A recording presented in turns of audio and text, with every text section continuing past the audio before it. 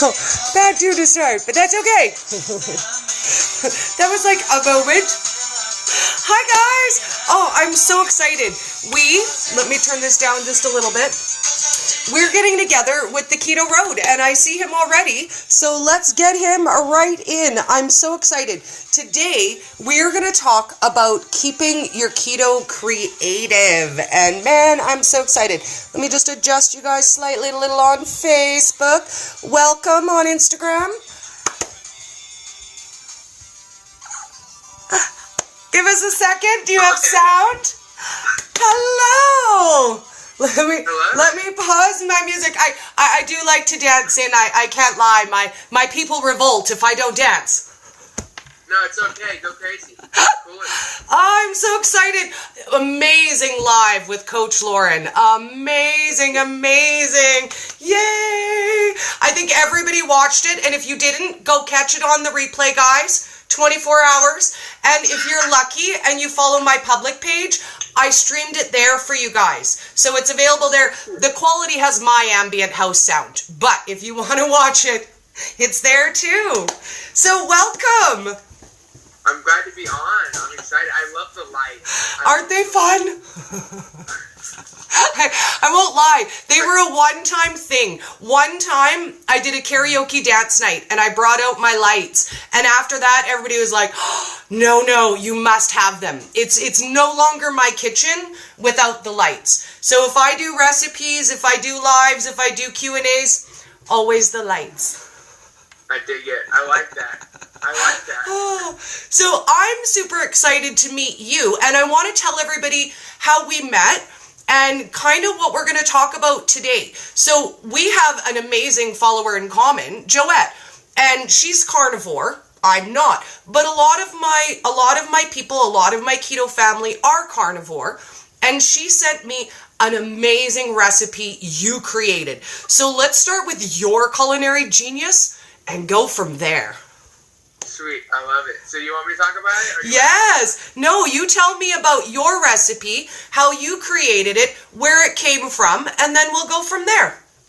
Sweet, I love it.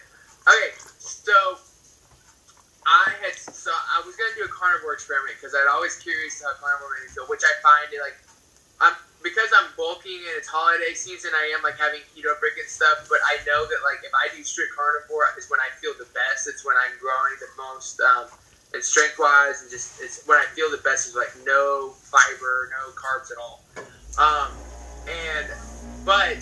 So I started carnivore, and about 3 or 4 days in, I was like, man, not that I didn't like it, but at first your body kind of, it's just like going from like carbs to keto, like how your taste buds have to adjust. Yes. With the carbs, it's the same thing. Like eventually, all I did was crave steak, and now like a steak, I could eat 5 steaks a day every day. It wouldn't bother me. Before that would have been overkill.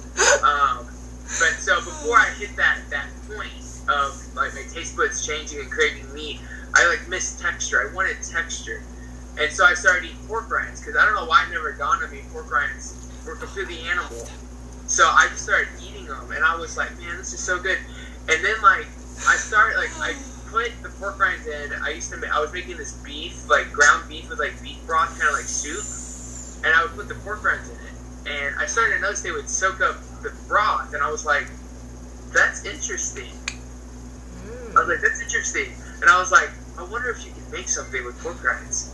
And so one day, I thought about it for a couple days. And then one day, I'm on my way home, and I'm like, all right, pork rinds will be used as a flour. That makes sense. Eggs as a binder. That makes sense.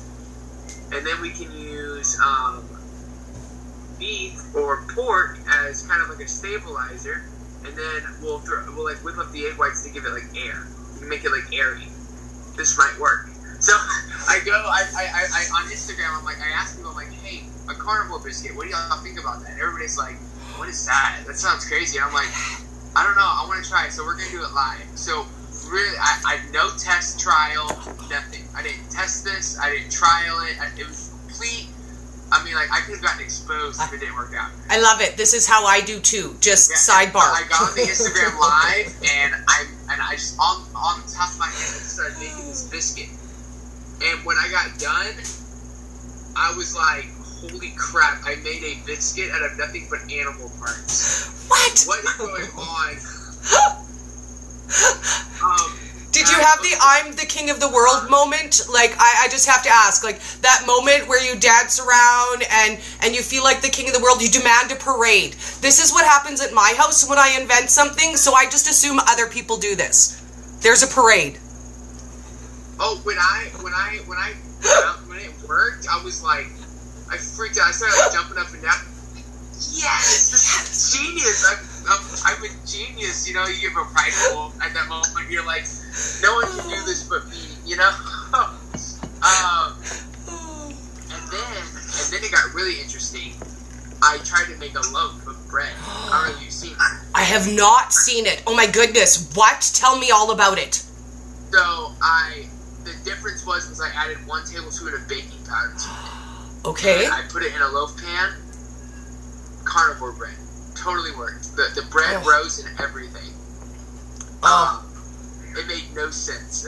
Like in my head, it makes sense to me now that I've actually taken time to chew on the ingredients. So what happens is the whipped egg whites and the baking soda give it air, and because you beat the raw meat into the batter, it breaks the protein fibers, and so it's not as heavy as it used to be. It's a lot lighter. And so when the air bubbles form, it lifts the raw meat. When before, if it was just ground meat, it wouldn't have worked.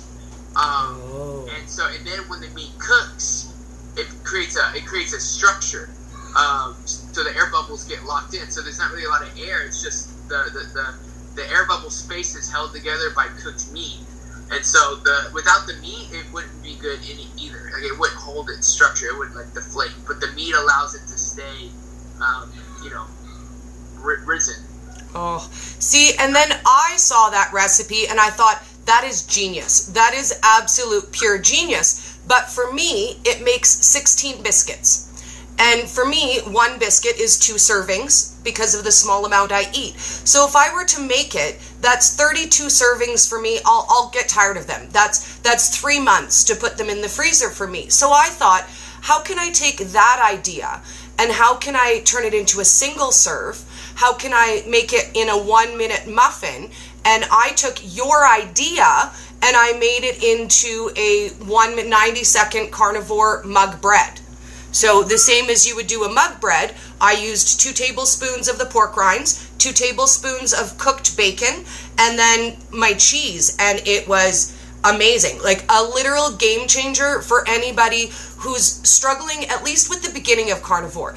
Because from my understanding, you get to a point where you're like, you know what? Food is for fuel. I'll eat when I need to. It's no longer, I don't know. I die a little inside when someone says that food isn't their passion anymore.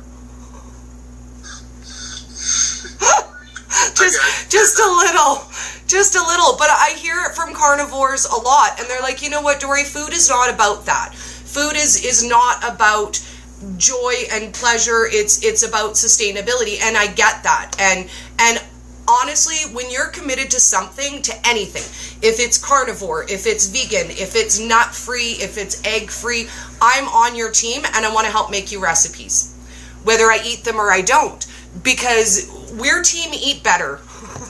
Exactly. No, exactly. I completely agree with that. So I want to ask you about the very first thing that you invented. Was this amazing carnivore biscuit your very first ever, like, aha moment? I built that. I'm the king of the world. That's a great question. I haven't thought about it. Ooh. No. Okay. What was your first? I need to know your first. I'm nosy. My first was my keto chili recipe. Okay, do tell. You know what? My ladies are gonna want chili. You've said it out loud now. It's on my YouTube channel. It has the most. It's like 160 views. More people have watched that YouTube video than any of my other YouTube videos. So basically, it's a DSK, deeper state keto friendly chili. It's only 5 carbs per serving. Per 11-ounce serving, it's only 5 total carbs. Oh so, my goodness! You get almost an entire pound of chili in a bowl for 5 carbs. Oh. It's a huge serving. It's great. And so what happened was, I was like, okay, I need to figure out how to do this. So we obviously can't do tomatoes because I'm not a fan of tomatoes because of the fructose. And so I was like, okay, I need something. I need onions, bell peppers. I need some bell peppers. That makes sense. So it started like that, and I was like, what kind of meats? We need it to be hearty. So I went to the store and I bought. You can do it with either ribeye or chuck steak, whichever one you want to do, or you can just do meat, whatever. And you roughly cube it, and Okay. that kind of like imitates the beans. And then you throw that in there and then the kicker is either, it depends if you like your chili sweet or spicy. I like spicy, so spicy Italian sausage.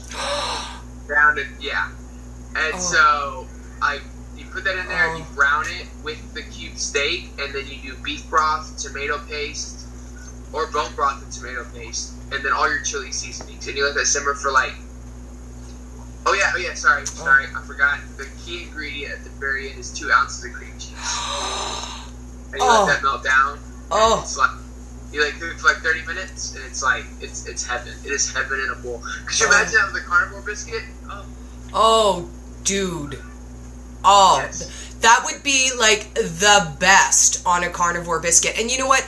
I loved the mug bread.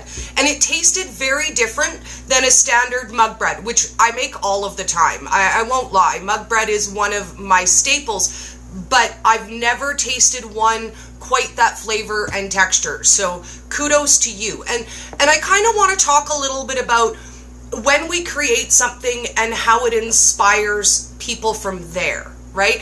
Because you create something and then someone else creates something, and all of a sudden we're all eating amazing foods. So I want to encourage people to share what they create and see where that passes on. Joette made her own version of the mug bread with sausage. So every time somebody makes something different, it's a new creation. I'm going to work on one that's a pizza version with pepperoni and black olives. But every idea sparks the next idea. So I want to ask you where your inspiration comes from. When you do you have a favorite that you share ideas with that you're like, oh, that's my go-to, that's my idea guy? I do. So, Keto Q Nutrition, Abby, she was a DSK, she's an admin for the DSK website. Definitely, when it comes to my recipes and Culinary Genius, she's my best friend. Like, I talk to her about, and she talks to me, she shares all her recipes with me and vice versa. Like, for sure, definitely the person, she's definitely my go-to Nice. for my ideas, and she gives me little hints and stuff. And it's interesting, I find that, like, when you're making a recipe, sometimes, like, because, like, it's almost, even though if you're confident with making recipes, you can be sensitive, especially while it's in the trial stages. And so, like, there's some people that will, like, critique you and you get offended. But then, like, you have that special someone that critiques you and you're like... Okay, you're right. Good call. Take their advice and go with it, you know? But like, some people, you're like, man, don't judge me. Like, leave me alone. I'm trying to make something. I'm being creative here. Don't judge me. Don't put me in your little box. Exactly. Don't judge me. Exactly. With some people...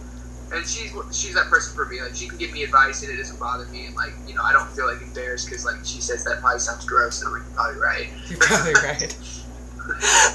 Mine is Keto for Real Life People, my Nancy, and we bounce ideas off of each other all of the time. If I have an idea in my head, she's who I call and say, hey, I'm thinking about doing this. And the beauty of that is to be able to have somebody to spitball off of, right? They think of things that you didn't think of, and all of a sudden you're like, girl, I love you forever. Marry me. Exactly. So, a good example is me and her. So she made this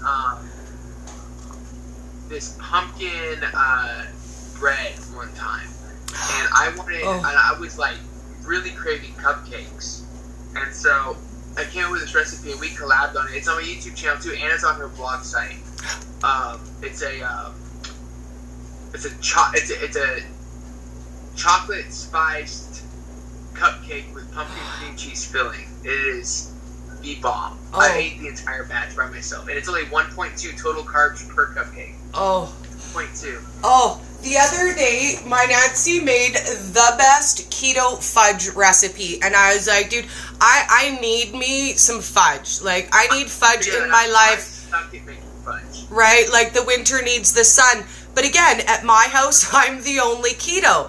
And if I make myself an entire pan of fudge, guess what's going to happen to the entire pan of fudge? No one else is going to eat it. So what I did is I took the idea that she made and I made just a little single serve instant keto fudge. So instead of making a whole pan, it made 3 pieces this size. So I know that portion control wise, I am in control of my portion all day long. I made this, I ate 1 portion and I have 2 portions left. So for me, doing something in a small size makes all the difference. And I'm always on the hunt for that. I think in some ways I fall into the old way of instant. Like I feel like my food should be ready now. You know, every week I find myself in that position where I'm like, oh dang, I have to feed everybody. I haven't taken anything out. I don't really feel like cooking, but everybody can't starve today. You know? Maybe they can. I'm just kidding. Right? They want to eat like every day. Every day though? Yeah, I fed you good yesterday. So I want to talk to you a little bit about that. How do you feed yourself on the go? How do you do it on the quick? Because I know that a lot of people think that keto meals are difficult and complicated, and it takes, you know, an hour or 2 hours to prepare them, or, you know what, if you can't set aside 3 hours on a Sunday for meal prep, you're hooped. Don't even bother. So I'd like to ask you that on your short days, on your stressful days, what are your go-to quick, easy, I can whip it up in 10 minutes meals? Steak is a big one for me. And I'm not saying that because I promote carnivore, okay? It's because steak's awesome. Clarify to everybody. I just think steak's easy. I mean, you turn on the burner, you pull the steak out, you salt it on both sides. Even if you like it well done, it's 5 minutes one side, 4 minutes the other. You're done. Put some butter on it, kill it. I mean, it's really that easy. Hamburger patties, buy the. I'm really big on I like grass fed and I like organic, but if you can't afford it, cheap meat's better than a Snickers bar. Yes. And so buy the cheaper meat, and it takes 2 minutes. It takes 10 minutes to cook a hamburger. It really does. It's not hard. So I'm definitely a big proponent of heavy meat based meals if you need something quick. Eggs are another one. I mean, you know how many times the other day, right? I took smoked salmon in a can, opened it, put it in the pan, and did 3 scrambled eggs and tossed it in there. And I had smoked salmon and eggs. It took me 8 minutes. Yum. I mean, I woke up at because I ate that for breakfast, which is really weird to do. But I woke up at 6:30 in the morning, and I was out of the house at 6:40. Right, no, 6:50. Yeah, it took me 20 minutes. I cooked the food, I ate it, I got dressed, got ready for work, and left the house in 20 minutes. Nice. Right? And it was 1,200 calories because I'm bulking right now. I mean, it was a lot of food that I cooked in less than 10 minutes. So, to me, I found that. Sorry, I'm moving around a lot. Oh, it's all good. To me, I found it's not that it's hard to cook fast. It's that people just come up with excuses in general. People it's not even it's weird. I have a hard time explaining it sometimes. It's not even about making the food fast or slow. It's literally just their life is full of making excuses of not wanting to do something. They always have that reason. And because I promise you, if you come to me and say, hey, I don't know how to make quick food in under 10 minutes, I will literally take you by the hand and show you a whole week's worth of food you can eat in under 10 minutes. And we'll eat something different every day. No problem. Oh, yes. You know, it's not like we're going to eat ground beef every day. We'll eat chicken, we'll eat pork. I mean, I'll show you some stuff, and we'll eat under 10 minutes every day. So what my go-to definitely would be heavily meat-based, eggs, cheeses. I mean, especially I love hard goat cheese. I saw that you were a fan of that. About that, yeah. And I was like, I won't judge you for liking the goat cheese. We could still be friends, I think. You don't like goat cheese? Oh, it's the smell, dude, and it tastes like it smells. You know, okay, so I'm gonna go right out there and I'm gonna say it smells like goat butt, and it tastes like that too. It smells like a goat's butt. and it tastes like that. And I'm like, I've tried it a couple of times, I've tried to get around it, and I was like, try to power through, and I can't. I just can't. One of my favorite ways to eat it, literally, is to take a burger and make it into patties, and then take the fat from cooking the burger and put it in a bowl. I talked about this on Lauren's live too. Yeah. Put it in a bowl, and then take, like, I guess for every patty I do an ounce of goat cheese, and then you just break that up and stir it, and it turns into a paste. And I spread that over the top of the burgers. Oh. And it's really good because it takes away like the bite of the goat cheese, and it's just like this. It's a tangy, like it's almost like a tangy, fatty beef spread. I like it. Okay. Yeah, and you know what? I make my own paneer, so I think that I could use something like that in replacement in that recipe. Yes, like a paneer or a cream cheese maybe instead. I found that goat cheese is a good, like, don't get me wrong, like, I love goat cheese. Like, I can eat it straight out of the tin. It doesn't bother me. But for other people like yourself that wouldn't want to eat that straight, I found that it's a good complement food. Okay. Like, if you have something really spicy, it goes well. Goat cheese on, and it levels it out. You know. Okay. If you have something that's really, really sweet, eat it with goat cheese. Goat cheese will even that out. Okay. One of the most, like, this is going to sound really weird. Let's get weird. One thing I love to do is have, I haven't posted this on Instagram yet, but I do keto brownies and I put goat cheese on top. Oh. It is so good. But I know people will be like, this is disgusting. Ew. But, like, the creaminess and the tanginess of the goat cheese, like, cut, because I do really, really dark chocolate brownies, like, because I don't like carbs, so my carbs, like, it's like 1 carb per brownie, so I don't use any almond flour. I use, like, it's almost completely cocoa powder, so it's very strong. And so that tanginess and saltiness of the goat cheese cuts through that cocoa. It is so good.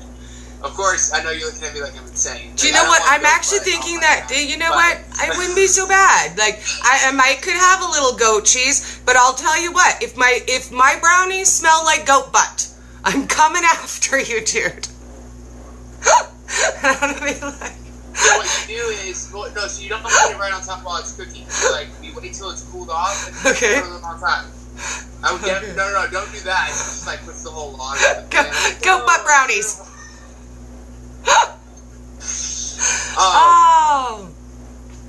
And I think that goes back to what we were talking about, like, when it comes to being innovative with food, like, the biggest thing that I encourage people to do, like, if they want to try to make something work, like keto or whatever, it's like, you have to be willing to try new things. Yes.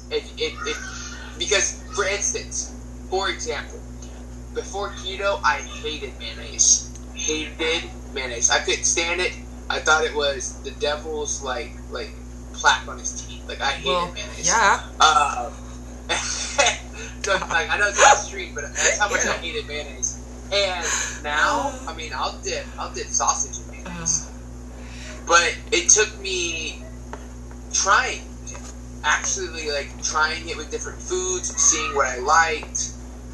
And, you know, before keto, you couldn't have gave me $1 million to eat mayonnaise. No. And so, or onions for that matter. I hated onions before keto.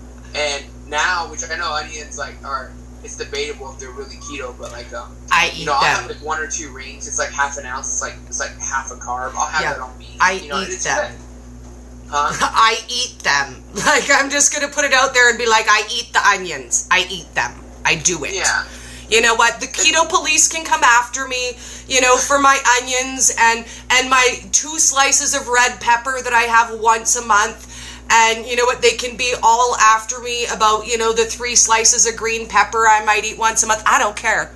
Yeah. I might even have me a tomato once a month. I might. I get crazy like that. Spicy. You know, I like that. No, yeah, and yeah, I agree. You know, it's crazy.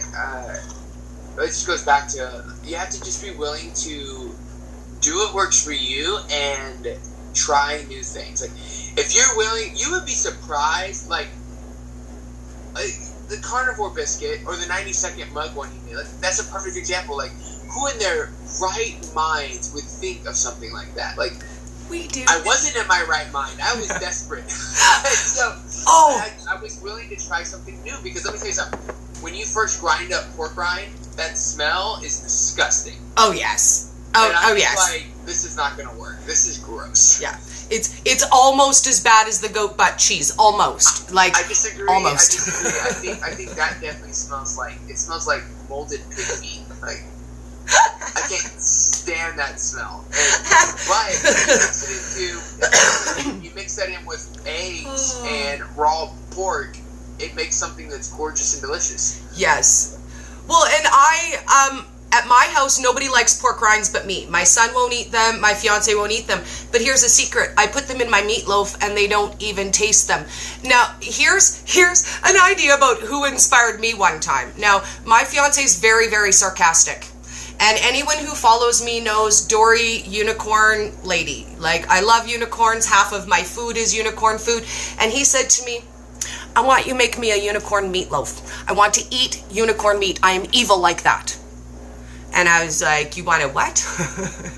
So this is what I did. I took ground chicken, ground pork, my egg, my pork rinds. I mixed it together. I threw some food coloring in that. I rolled it out into a rainbow swirl. I wrapped it in bacon. I slathered it in sugar-free barbecue sauce, and I threw that in the oven. And I was like, you know what, you're going to be sarcastic like that. You are going to eat unicorn meatloaf. Don't you test me like that. You made unicorn meatloaf? I made unicorn meatloaf. That is intense, dude. I'll eat it. Hell yeah. Oh, it's amazing. You have to go check on my page and see it. I think it's the one thing I'm most proud of, and everybody giggles at me. Like, I think all of my most proudest inventions were unicorn something. So you mentioned desperation, and I want to talk about that a little bit, because you know what? Necessity is not the mother of invention. Desperation is the mother of invention. The very first thing I created, and long before I ever thought I could create something on my own, I was sitting in my garage. It was a gloomy Friday, and I was scrolling through Facebook, and I came upon that video for the sparkle cappuccino that everybody was watching last year. I think I saw it on every page on the planet, just saying.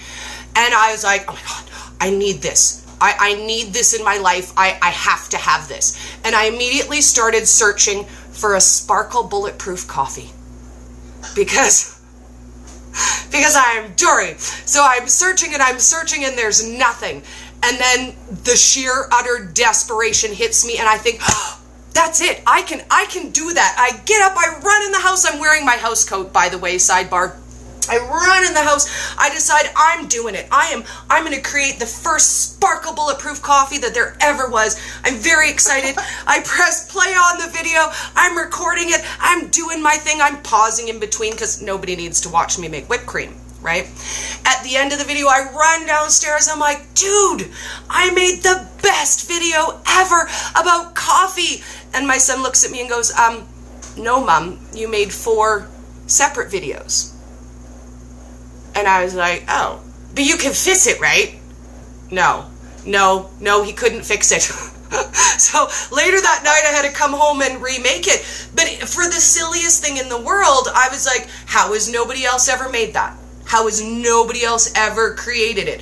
My very first recipe is white chocolate unicorn sparkle bulletproof coffee. You know what? I have seen that recipe before I met you. That's me. People share that. That was you? That's me! That is awesome. I was like, okay, of course someone made this keto.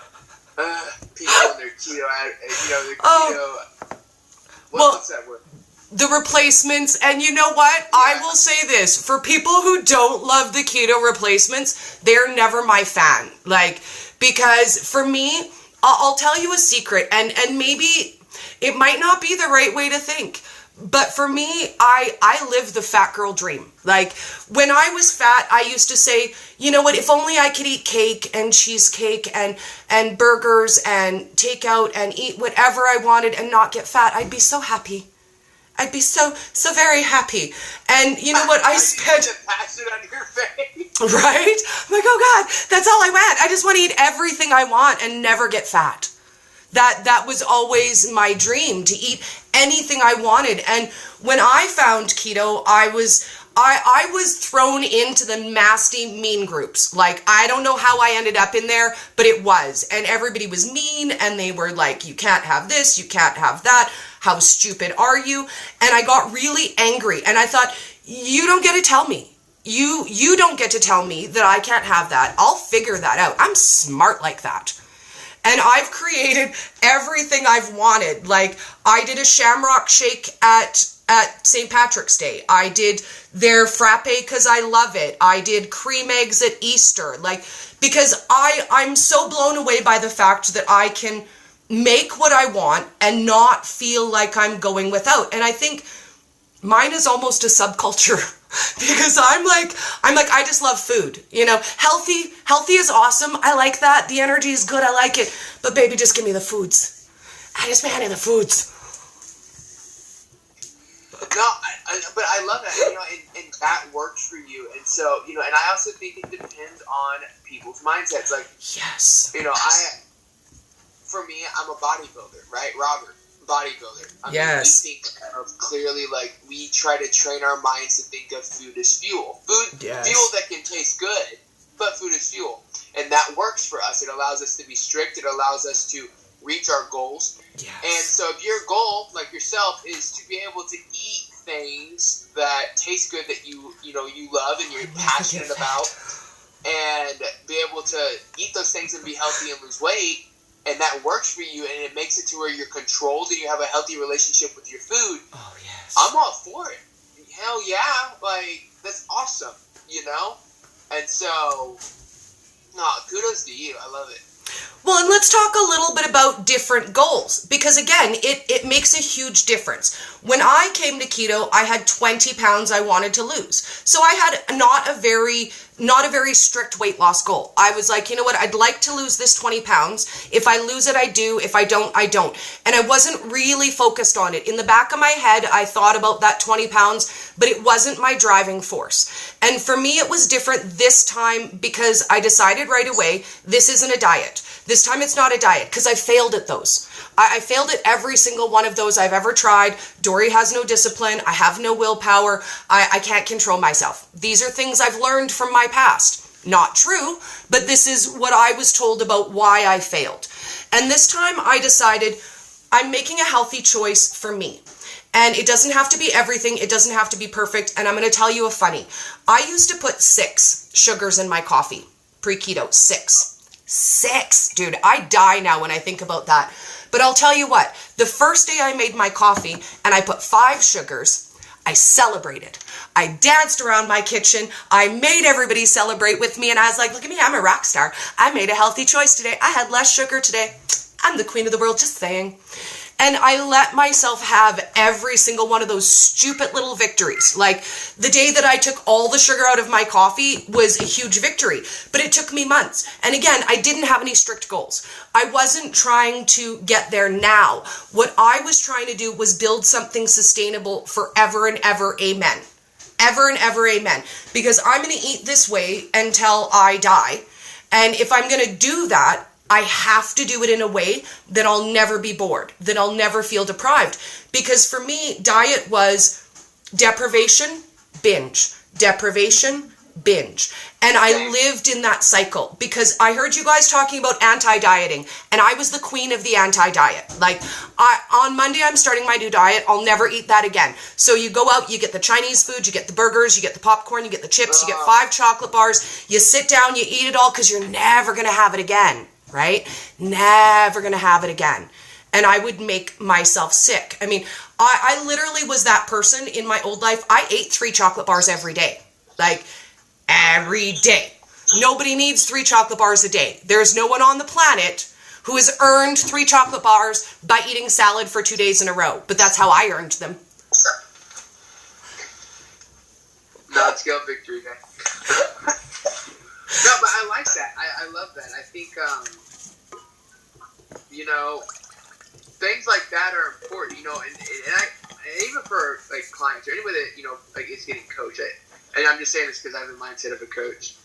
You know, like, I think, like, with my clients, for example, you know, I'm always going to push them to the extreme. I'm always going to give them the extreme answer. Like, yes, if they were struggling with, for example, let's go back to the 6 packs of sugar.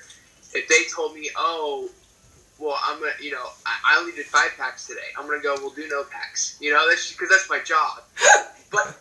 But don't let outside forces deter the value in those non-scale victories. I think that's so important. I think that's a great point. It's like, when you do something, it doesn't have to be a big step. If you're taking baby steps to better yourself, at least you're doing something. I know so many people that aren't doing anything, and trust me, that makes a big difference. And so, yeah, no, I love that. I think that was awesome. Well, and I think let's talk a little bit about binge eating, because I think a lot of us, we all end up in that same position. And for me, I never had any control over my binging until the ketogenic diet. But I'm under no delusion. It has nothing to do with me having more self-control, and it has to do with the things that I've eliminated. So let's talk a little bit about when your clients struggle with falling off of track. I've eaten something I shouldn't have, and I've wakened all of my craving monsters. How do you suggest they deal with that? It's a great question. So one of the big things I try to share with people, and this is anybody, like not just people that I coach, but anybody that comes to me for advice, the number one thing you cannot do is feel guilt. Yes. Because oh God, yes. Even though, I understand it sucks, you messed up, I've messed up, I'm sure Dory's messed up, we all mess up. Yes. But, so even though it sounds okay, like you rationalize feeling guilty, guilt is really just letting the binge leak into the next day, because you're still thinking about something that, to be honest, you have no control over. It's gone, right? Like, that's what the biggest thing I tell my client first off is go, okay, rationally, when did this happen? Yesterday? Is yesterday It was here? yesterday. No. Can you do anything about it? No. What can you control? Today. Then don't. It's done. What I want you to focus on, winners do not lose, they learn. Okay? So, if you want to be a winner in life, if you want to be somebody that goes after achievement and goes after goals and strives to win, you have to understand that, one, you have to humble yourself and realize that none of us are perfect and we're all going to make mistakes. That's the big one, okay? Because people think only winners are perfect, and winners are not perfect. The difference between a winner and a loser is a winner, when they mess up, they learn from it, they don't wallow in it. Yes. Right? And so the big thing is that when you're struggling with binging, what people will do is they'll feel guilty about the binge, they'll think about the binge, so the idea of eating a bunch of food never leaves their mind, and then they get emotional, and then they binge again, and then they'll starve, and then binge, and starve, and binge. It's a vicious cycle. What I'm telling you, the first step to taking back control after a binge is admitting that, it doesn't matter. Like, it's done. Like, you have control of what's right in front of you. You have control over your next meal. Your next meal, you cannot binge. You can win that victory, right? You can control yourself. And I think that's the big, big message that I leave with my clients is that, dude, do not let your emotions think they're in control. Emotions are enhancements to your choices. They are not the control factor. You are in control of your choices. Don't wallow in it. It's done. Control what you can, which is what's right in front of you right now, right? And so, yeah. I agree 1,000,000%. I do not allow the word cheat in my group. We don't cheat because we don't eat a diet. We have a lifestyle, and sometimes life happens and we eat off of plan. But you let the guilt go right away, because guess what it does when you don't? You get to wake up and say, well, okay, well, I already wrecked this morning's breakfast because I was running late and I had the bagel. I'm going to have a good lunch. But then you go to lunch and they order out at work and you're like, oh, well, I already screwed, the breakfast. I may as well just, whatever. And then on your way home, you're going to have a really good dinner, but it's been a really long day. Your meeting ran late. Let's just grab takeout on the way home. And then you wake up the next day and you're like, oh, well, it's kind of Wednesday. I've already kind of hooped this week. You know what, maybe Monday. We'll start Monday again. And that's how we live in the, I'm always going to start, but I never start my new diet.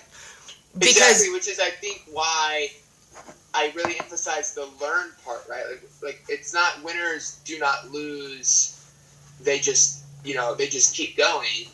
It's winners do not lose. They learn. Well, what does that mean? So yeah, okay, I get it. Don't feel guilty, but don't just stay there. Yes. Ask yourself, what triggered you? Actually learn from the mistake, and don't just go, oh, it's not that it's not a big deal. It's just that you don't give it control of your life. You don't feel guilty about it. Yes. If you're trying to get to a certain goal, for you personally, it is a big deal. That deterred you from your goals. It's how you react to the situation that's important. And so it's like, okay, what did I do? What triggered that, right? And now we're in the right mindset.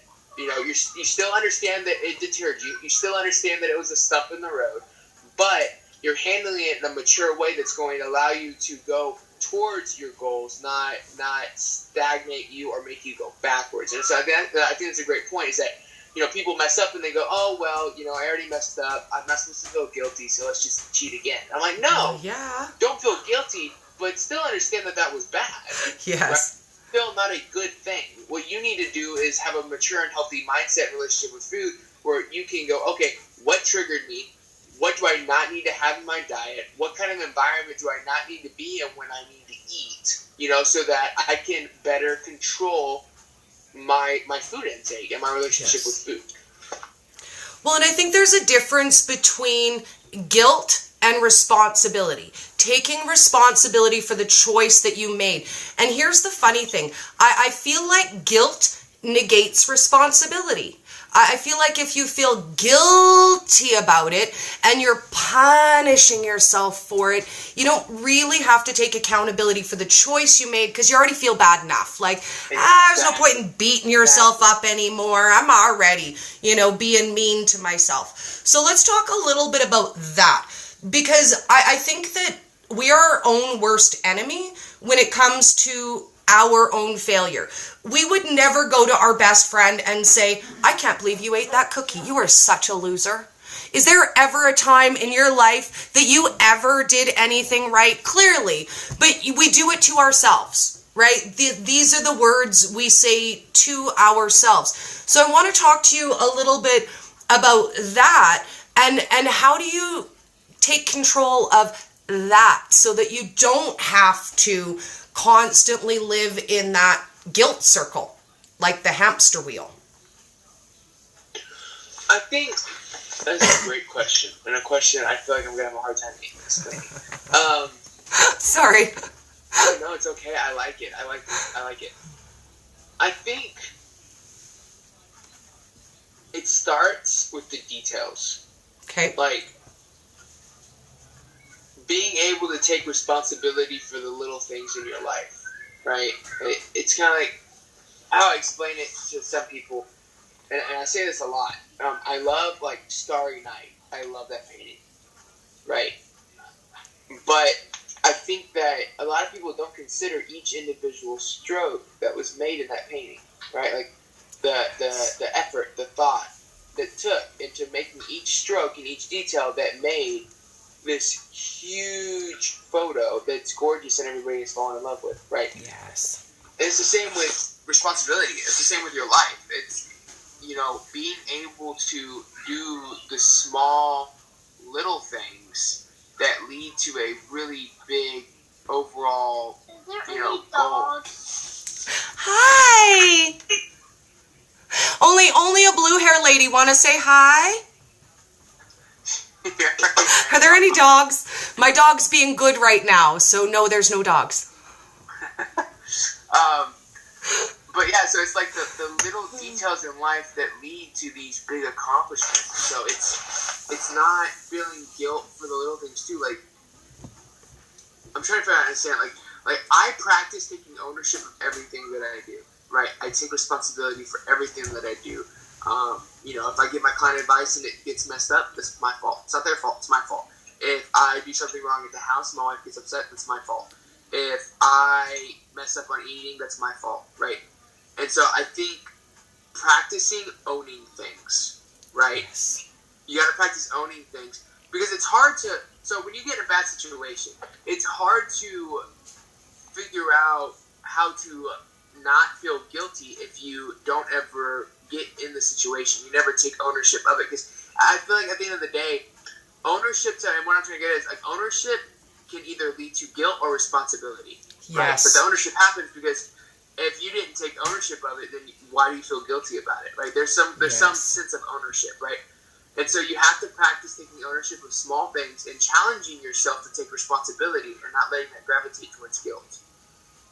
And I think that when you do that with the little things, it leads to the bigger things. Like when you do that at each meal, like when you eat right, take ownership of that. Take responsibility and say, I ate right. When you eat bad, take ownership and challenge yourself to go to the responsibility, not the guilt, right? And so that's something that I try to do. And I do that with the gym, with working out, anything. Like when I have a bad day at the gym, I own it. I don't feel guilty about it. I figure out what I need to do wrong, what I need to do right, what I need to change, and then I apply it. I take responsibility for it. It was my fault. It was not anything else. I don't feel guilty about it. It's done. It's over with. I can't go back and change that workout, right? But it starts with challenging yourself to take ownership of your life, I think. I couldn't agree more. And I think when you talk about the little steps and the little brush strokes, I'd love for us to kind of close out on the concept of instant success. And I know you know what I mean, because people don't see the work that goes in behind the scenes. People look at me and say, "Oh wow, Jory, you've come along this great weight loss journey." What they don't realize is it took me 7 years to get from 290 pounds to where I am now. And I think that sometimes when we judge ourselves against somebody else's journey, what we don't realize is they have been at this for years and years and years. If you see someone online, they might have been working on their fitness for 10 years, and you look at them and go, "Oh wow, look at, they just got everything I wanted and it was so easy for them and they were instantly thin, they had instant success." So let's talk a little bit about what goes into instant success, because we always hear that, right? Instant star, instant success, huge weight loss story. So let's talk about what goes into your instant success. Okay, so I guess I'll talk about both. I'll talk about, what I actually go through day to day. And how, I don't have what people would consider instant success. And then kind of like the mindset on how to change that mindset. It's important. So, yeah, I agree with you. Like, people, see, my competition photos. And, I try my best to explain that was not overnight. That took me 7 months. Yes. And I was already, I guess, I already lost a lot of weight. But, people don't see the days I struggle with food, the days that I, stop tracking. I'm just like, whatever, I'm just going to eat what I want. Or the days that I overeat and then I overeat more. Or the days that I struggle with trying to gain weight because I'm supposed to be and, not getting fat, but then putting on Instagram, trying to build somebody up when I'm the one that's having a hard time, right, And no one sees those things, and they just assume you're this powerhouse, and that's not always the case, but I can also understand, especially when you're someone that is an influencer, like you or me, we have a following, and so people look up to us, and it's like they implant their idea of achievable on you, and so they need you to be perfect. They need you not to mess up in their heads, because if you don't mess up, then they can get to that point. But if they find out that you're fallible, that you're Lord forbid, a human being, then their world comes crashing down, and yes, and that's so unhealthy. Not for me. No. For you. Because especially with me being a Christian, it irks me when people apply this image of perfection on another human being. I'm just nobody's perfect. It's so unhealthy. There is not anybody that you can try and imitate that is going to satisfy you if you assume that person is perfect. Your expectations are way too high, And that doesn't mean that there aren't, like, seasons of life. Like, if I'm prepping, you know, like, I'm really strict, you know, and I don't mess up. I refuse to mess up, you know. But that doesn't mean that there's not, like, mental challenges that go on. You know, it's not that there's not other things that happen, you know. And nothing happens, guys. Patience is one of the biggest keys to success. Yes. I cannot emphasize that. People have no patience. No. And it's so frustrating. Anything, weight loss, health, you know, healing, whatever, like, there's like, patience is your best friend, and it is the hardest friend to keep. Because you can get, I mean, guys, like, nothing good in life comes easy. And for someone to think, oh, okay, I ate 2 days worth of salad so I can have 3 chocolate bars. Right. Let me go back to that example. You know, like, thanks, story. That's just an unhealthy mindset, which I think we all can agree on. And it's like not just instant success, but instant gratification for this instant success that you've had. Oh, I dropped 2 pounds. Okay, so let's where's the next 2? Get it all back. You know, like, it makes no sense. Yeah. But people do it all the time, and I think that we're just, as a culture, as a people, we're just really impatient. And so, to be able to switch your mindset from instant success to long-term attainability, if that's the right way of saying it. Oh, it is. You have to practice patience. Patience and perseverance. I'm really big on perseverance. And determination. Like, I always tell people, like, it's funny. And even when they have, like, that instant success mentality, and, like, they lose 1 pound, and, you know, and they'll message me, oh, Coach John, I lost a pound. And I'm like, oh, that's awesome. And then they'll call me, like, they'll text me, like, 3 days later and go, John, I put on half a pound. What'd I do wrong? I'm freaking out. And I'm like, okay, you're in a really unhealthy mindset of instant success. The fact that you thought that that's how it was going to be every day for the entire week is stupid. You have no idea. Like, there's such a bigger picture, and being able to understand that. And I tell them, I'm like, okay, if you can't deal with the fluctuations of water weight, because we're talking about that example, yes, you really don't want it that bad. No. You want instant means of success, and then you want to go on about your day. If you really want this, you have to be learning. You have to learn to be patient and to persevere your goal, and because it's not going to come overnight. And if someone tells you that, or you see on a magazine, you know, okay, guys. Oh, they all do. When you see an ad that has 2 people, and one of them's really chubby, and one of them has a 6-pack, and it says, look what he did in 6 weeks, they're full of crap. He didn't. He didn't. It doesn't happen that fast. And for no. someone to tell you it does is shameful, and I hate that part of the fitness industry. But guys, it doesn't happen like that. It just doesn't happen like that. You cannot convince me. Unless you are, even if you're taking steroids, that's hard to do. No. You gotta understand, like, they're full of crap. Like, guys, success when it comes to fitness and health and wellness does not happen overnight. And to tell yourself that, you're playing yourself. You're playing yourself. Yes, and you know what? Let's set realistic goals. And we have, I think, about 5 minutes left, so I think that's a great place to leave off and talk about realistic goals. Because I'm sure you get the messages like I do. When someone messages me and they say, hey, I want to lose weight, I initially ask them what their goals are so that I know that we're coming from a place of realism. And I often get messages like, I'd like to lose 20 pounds in 2 weeks. I'm like, wow, okay, fairy godmother, sure, dude, I can't help you with that, because then I know right away it's such that old diet idea. So how do we kind of tackle that? How do we help people set a realistic goal? And how do we get to the point where people understand, okay, I'm not going to lose 1 pound a week every single week, because guess what? Eventually, you will cease to exist, dude. It will be thinner, and you will eventually cease to exist. Right? Woo! Man, those are really good questions. I was ready for this. I'm sneaky. I think, like, it all comes back to mindset. Realism is hard. Everybody likes living in a fantasy.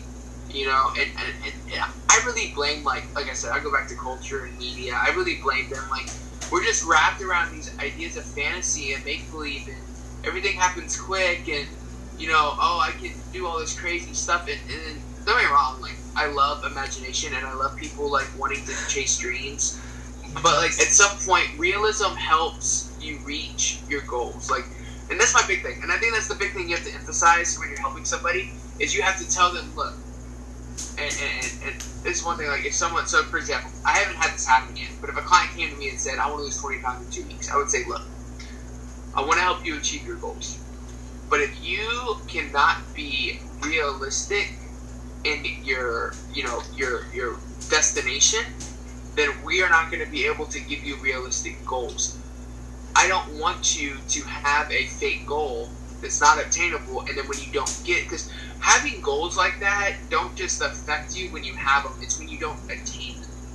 Now you're a loser. Now I don't know what I did wrong. Now you're going to beat yourself down.